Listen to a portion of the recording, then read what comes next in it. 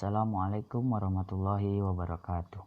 Perkenalkan, nama saya Azika Muzaki dari jurusan Pendidikan Olahraga Fakultas Ilmu Pendidikan Universitas Muhammadiyah Jakarta. Saya akan menjelaskan materi tentang pendidikan untuk semua yang sudah dijelaskan oleh dosen pengampu mata kuliah Pendidikan Inklusif. Pendidikan yang berkualitas pada dasarnya adalah milik semua orang, tanpa melihat kaya atau miskin, bahkan orang yang normal dengan orang yang berkebutuhan khusus, sehingga pendidikan dapat dinikmati oleh semua orang tanpa terkecuali. Banyak anak-anak dan remaja berhenti bersekolah dengan alasan kemiskinan, dengan jumlah yang sangat memprihatinkan. Akan tetapi ada saja peserta didik yang berhenti bersekolah bukan karena alasan kemiskinan tersebut, tapi mereka diberhentikan karena mereka tidak seharum yang teman-temannya inginkan, diberhentikan karena berpenampilan yang tidak sesuai dengan kemauan teman-temannya, bahkan ada yang diberhentikan karena dia memiliki kekurangan bentuk fisik atau bahkan memiliki kecacatan pada dirinya sehingga teman-temannya menjauhinya. Dan itulah yang membuat dirinya memilih lebih baik berhenti sekolah ketimbang dia merasa diasingkan oleh teman-temannya sendiri. Selama ini anak-anak yang berkebutuhan khusus sering cenderung terisolasi dari teman-temannya, dari teman-teman sebayanya. Mereka dipandang tidak seharusnya disertakan dengan orang-orang normal pada umumnya. Yang terjadi pada saat ini, anak-anak berkebutuhan khusus harus belajar pada sekolah khusus dan tidak semestinya bersekolah pada sekolah umum. Mengapa? Kondisi seperti ini memunculkan suatu gagasan untuk menghapus adanya diskriminasi pada anak-anak yang berkebutuhan khusus. Education for all merupakan salah satu strategi dalam mewujudkan pendidikan untuk semua tanpa diskriminasi. Pendidikan untuk semua atau Education for All didasarkan atas Deklarasi Universal tentang Konvensi Hak Asasi Manusia pada tahun 1948. Konvensi tersebut menyatakan bahwa pendidikan dasar wajib untuk setiap anak. Dalam hal ini, negara harus menyediakan layanan yang cukup bagi anak ketika orang tua atau orang lain yang diberi tanggung jawab namun tidak melaksanakannya. Misalnya, anak yang berada di daerah konflik atau bencana alam, anak jalanan, anak cacat, atau bahkan anak-anak yang menjadi korban narkoba. Salah satu perwujudan dari pendidikan untuk semua ini diantaranya penyelenggaraan pendidikan inklusi. Pendidikan inklusif tidak hanya berarti pengintegrasian anak dan remaja yang menyandang kecacatan fisik, sensori ataupun intelektual ke dalam sekolah reguler, atau hanya akses pendidikan bagi anak yang terkucilkan. Inklusi merupakan sebuah proses dua arah untuk meningkatkan partisipasi dalam belajar dan mengidentifikasi serta mengurangi atau bahkan menghilangkan hambatan untuk belajar dan berpartisipasi. Strategi inklusi harus berfokus kepada interaksi antara anak dan lingkungannya. Pada prinsipnya, dalam inklusi setiap orang berbagi visi yang sama tentang bagaimana anak harus belajar, bekerja, dan bermain bersama.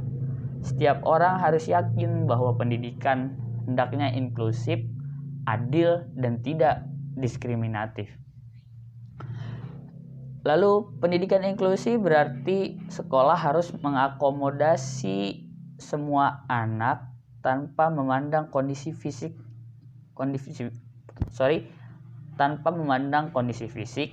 intelektual, sosial, emosional, linguistik, atau kondisi lainnya.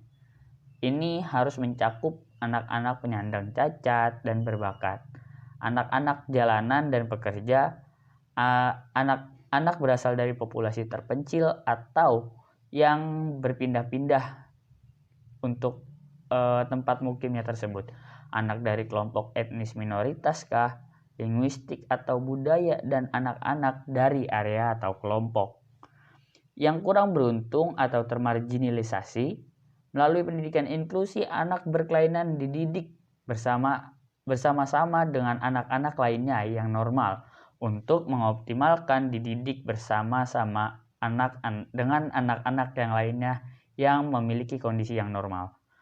Untuk mengoptimalkan potensi yang dimiliki.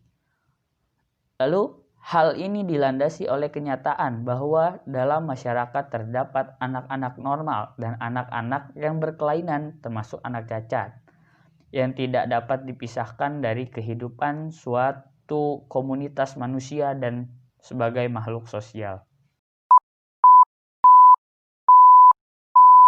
Inklusif. Selama ini, istilah inklusif diartikan dengan mengikutsertakan anak berkelainan di kelas reguler bersama dengan anak-anak lainnya. Itu dalam arti sempit. Memang inklusif mengikutsertakan anak yang berkebutuhan khusus seperti anak dengan gangguan penglihatan atau pendengaran yang mengalami gangguan motorik atau membuat dia lambat dalam belajar. Pengertian secara luar inklusif berarti melibatkan seluruh anak tanpa terkecuali, seperti anak yang menggunakan bahasa yang berbeda dengan bahasa pengantar yang digunakan di dalam kelas, anak yang beresiko putus sekolah karena sakit, kelaparan, atau bahkan tidak berprestasi dengan baik, anak yang berasal dari golongan agama atau kasta yang berbeda, anak yang sedang hamil, anak yang terinfeksi HIV atau AIDS, dan anak yang berusia sekolah tetapi tidak sekolah. Landasan pendidikan inklusi. Landasan religiusnya adalah pendidikan inklusi telah diakui dan diterima dari kalangan agama Islam. Dalam konsepsi Islam, sebenarnya telah diamanatkan bahwa kita dilarang membeda-bedakan perlakuan terhadap mereka yang cacat. Hal ini dapat disimak dalam Al-Quran di surat An-Nur ayat 61 yang artinya sebagai berikut. Tidak ada halangan bagi orang buta, tidak pula bagi orang pincang, tidak pula bagi orang sakit, dan tidak pula bagi dirimu sendiri. Makan bersama-sama mereka di rumah ibu-ibumu, di rumah saudara-saudaramu. Pendidikan untuk semua menuju inklusi merupakan konsekuensi dari diterbitkannya Konvensi Hak Asasi Anak, memberikan hak yang sama kepada semua anak untuk memperoleh pelayanan dan perlakuan tanpa memandang perbedaan antara agama, ras, etnis, budaya, warna kulit, status ekonomi, keadaan fisik, sosio-psikologisnya, dan faktor-faktor lainnya.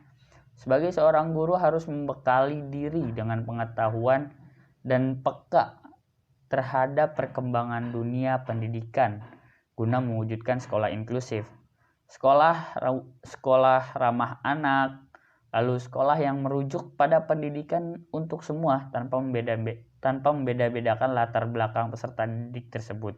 Sebagai seorang guru harus berperan aktif dan memfasilitasi setiap peserta didik yang berkebutuhan khusus, memberdayakan sarana dan prasarana yang ada dalam